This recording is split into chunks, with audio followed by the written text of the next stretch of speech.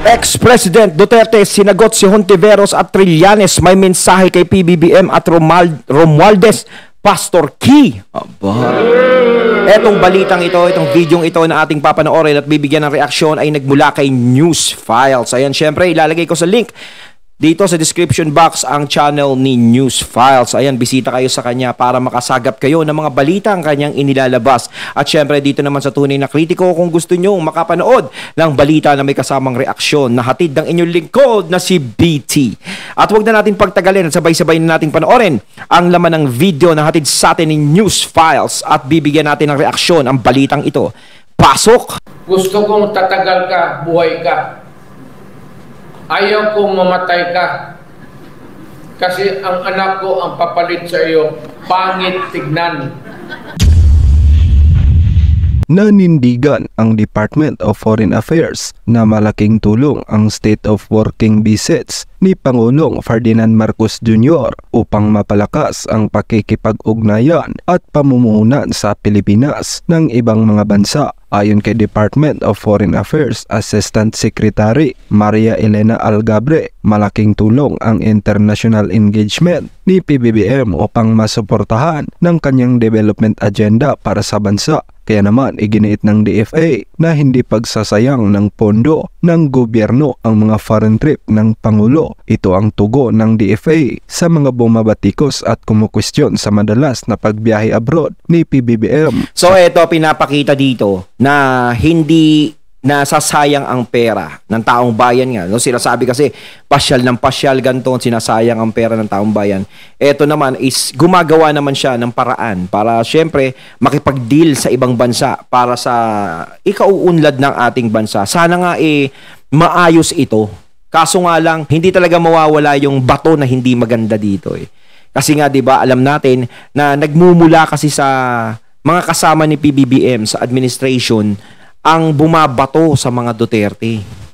Doon yun Kaya syempre medyo kahit na maganda yung nakikita kay PBBM, maganda yung pinapakita niyang pagtatrabaho, no, is mababatikan pa rin ang mababatikan. No, mas maganda kasi PBBM, kausapin mo na lang kasi yung mga kasama mo. Sabi mo, magsitigil na nga kayo diyan. No? Ang problemahin natin yung problema ng bansa. Hindi yung mga problema, kung ano-anong problema ang pinapasok nyo dyan. Dapat ganunin sila ni PBBM, di ba? Tsaka si PBBM, tsaka Duterte, dapat magkaayos. Pero nakikita naman natin nung talagang iba talaga yung parang hinanakit sa mga Duterte, sa nangyayari ngayon. Hindi naman natin sila masisisi, mga Duterte, kung bakit sila nagkaroon ng ganyan na hinanakit. Dahil syempre parang, pagkatapos na lahat, tinabla nyo kami, parang ganito. Nagkaiwanan tayo sa ganun ganun yung naramdaman.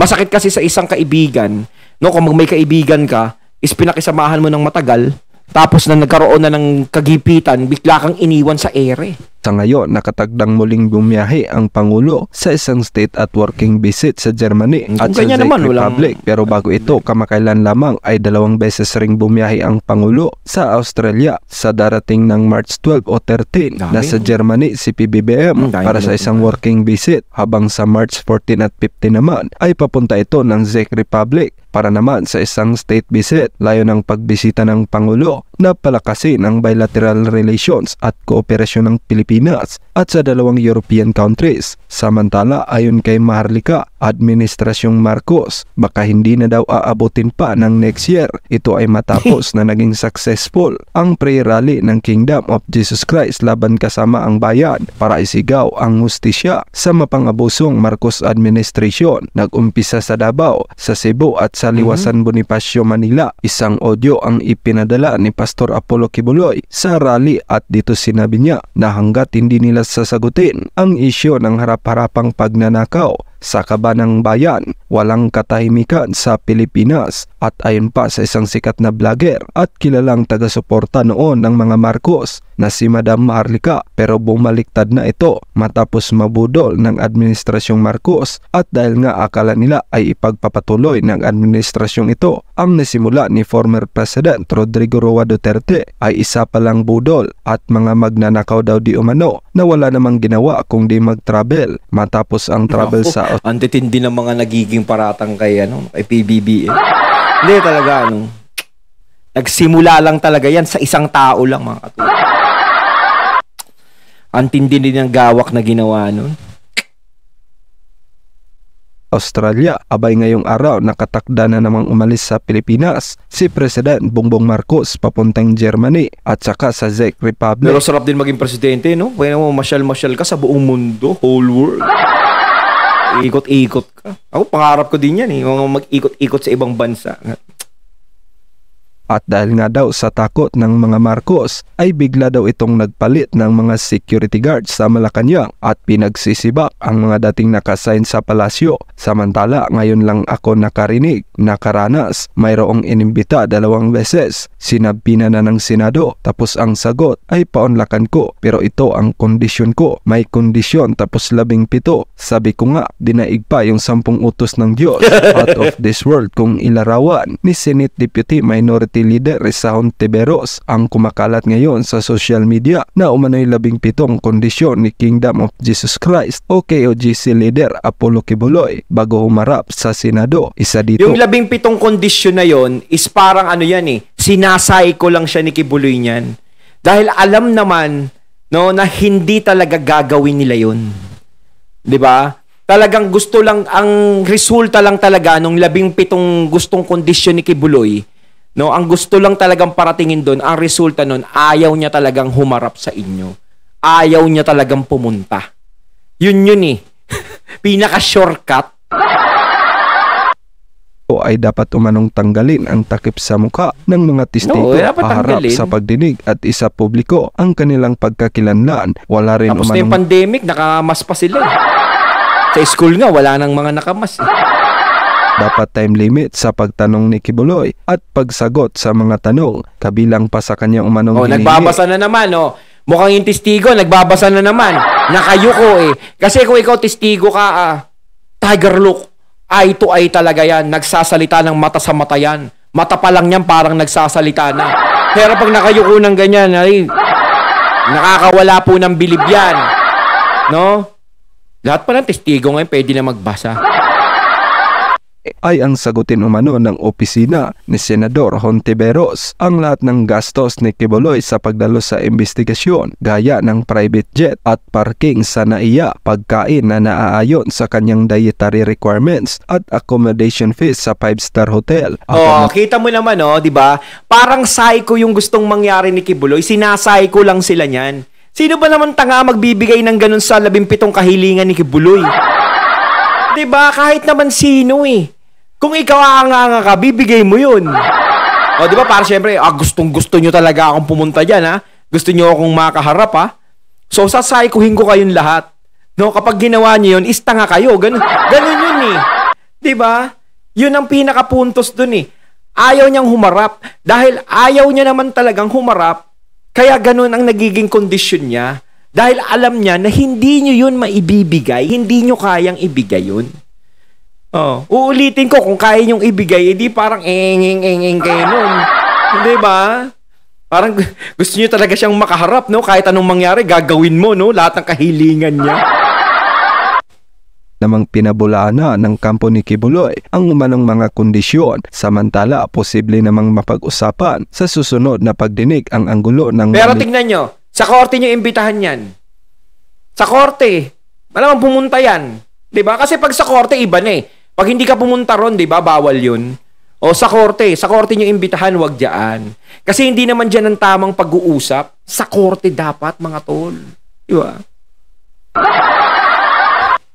Ilondering at maging ang pagkakatalaga kay dating Pangulong Rodrigo Duterte bilang administrator ng properties ng KOJC bukas March 12 ang huling... Kala ko si Gary Valenciano.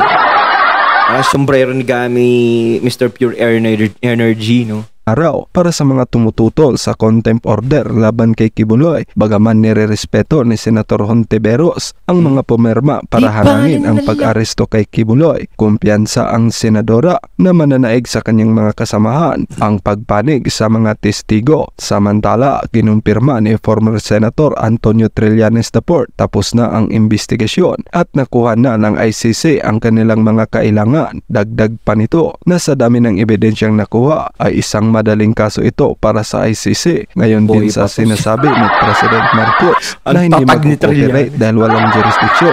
So that's true. Pero tapos na ang investigasyon. Nakuha na ng ICC. Kailangan nilang makuha without necessarily the government cooperating. So it's done. Hindi rin anya maaaring pigilan ni Pangulong Ferdinand Marcos Jr. ang ICC sa kanilang investigasyon patungkol sa war on drugs ng nakaraang administrasyon dahil hindi naman persona non grata ang mga ito. Inihayag din ni Trillanes na maaaring lumabas ang warrant of arrest para kay dating Pangulong Rodrigo Duterte sa kalagitnaan ng taon.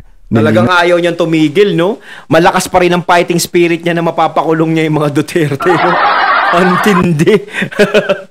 Ni Trillanes na hindi nila ito tinutulak na matuloy. Kaya tuloy kahit tumakbo ka, hindi ka mananalo eh. Mali kasi tactics nyo eh. Hindi kayo pwedeng online seller. Oh.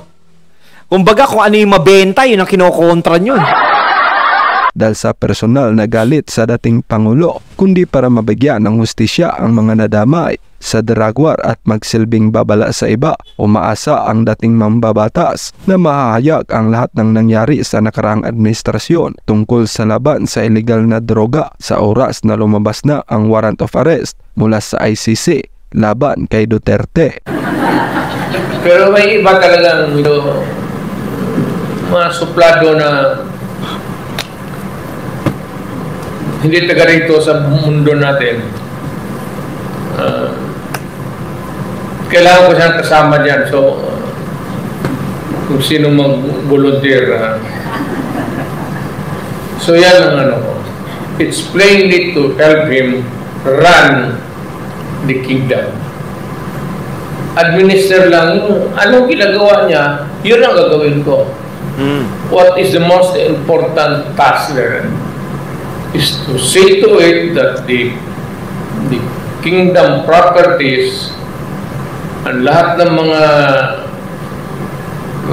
whatever real or personal properties na kingdom are preserved and taken care of. Yun lang. Tulong ko lang sa kaibigan ko, tulong ko lang sa kingdom of Jesus Christ. Ayun, so gusto niya lang talaga na tulungan, no? Kung sakasakaling kung ano man ang mangyari sa kanyang papagkakatiwala. Kumbaga tuloy. Kumbaga caretaker lang si FPRRD doon. Wala nang iba. 'Di ba? Kaso nga lang sinasabi na ng alam niyo na yung mga antay sa kanila sa mga Duterte at kay Kibuloy. Baka si FPRRD kasabot ni Kibuloy kaya yung mga ari-arian ng kingdom is may karapatan si Duterte, ganyan. Ang lawak din kasi ng mga pag-iisip nila eh, no? Ang husay mag-isip. Kasi noon pa, day 1, nang tumakbo ako,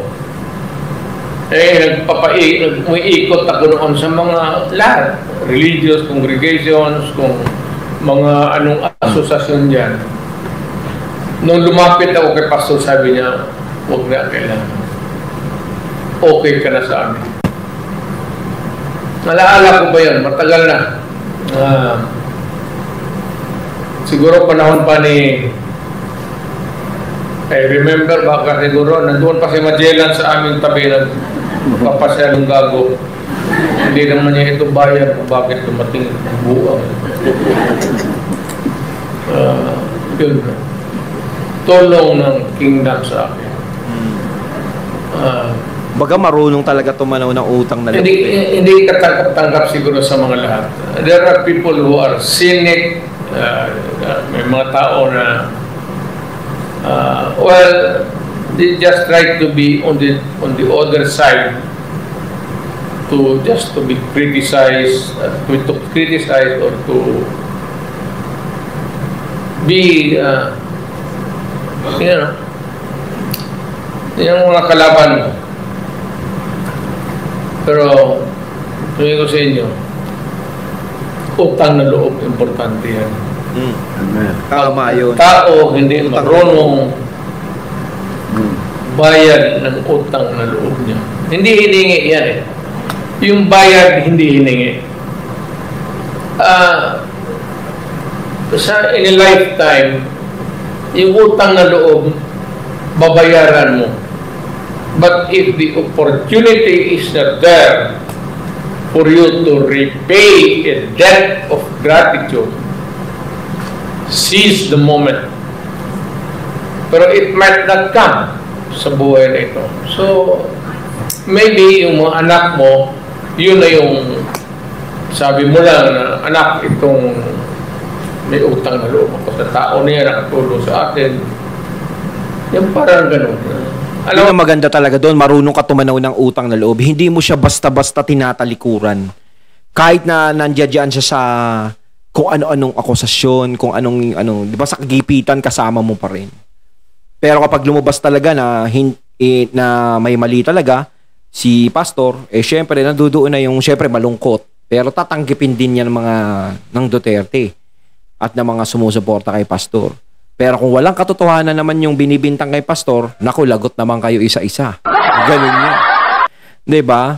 Pero ang importante dito is yung pagtanaw mo ng utang na loob. Kahit kaninong tao, hindi lang sa ginagawa ng mga Duterte na pagtanaw kay pastor. Kahit kanino, basta marunong kang tumingin sa pinanggalingan mo, sa pinagkakautangan mo ng loob, ang ganda ng magiging balik sa'yo niyan. Only style na Pilipino. Ako nga, ito, utang na loob. Ako na mismo. Ngayon, anong tingin ninyo kay pastor? Wala akong pakialam. Personal niya yan kung ano ang gusto niyang gawin sa buhay niya. Kumbaga, labas. Suportado ko siya.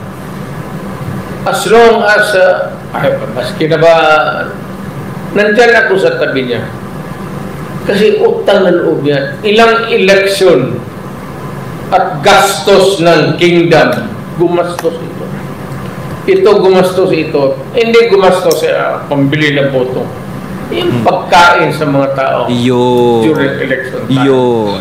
Magbantay sa presinto. Yun. Malaking bagay yan. Malaking bagay na yun. At ako isang tao na marunong magbayad ng utang na loob. Yun, at ating natunghayan ng video na nagbula kay News Files. At syempre, natunghayan natin si FPRRD, no? Nagsalita siya. Sinabi niya nga dito na siya ay isang tao na marunong tumanaw ng utang na loob at ayan naman ang nakikita natin hanggang sa ngayon. No? Kaya baka isipin na naman ng iba, kaya pala malaki utang na loob mo, kaya kukonsintihin mo rin siya sa mga masasamang ginagawa niya. Siguro naman hindi naman ganun si FPRRD. Dahil alam natin, kung meron talagang ginagawang hindi maganda si Pastor Quiboloy, is ang unang-unang taong magsasalita sa kanya dyan is si FPRRD. Kayo mga katunay, anong masasabi nyo tungkol dito? So once again, I'm BT and I'm out. Peace.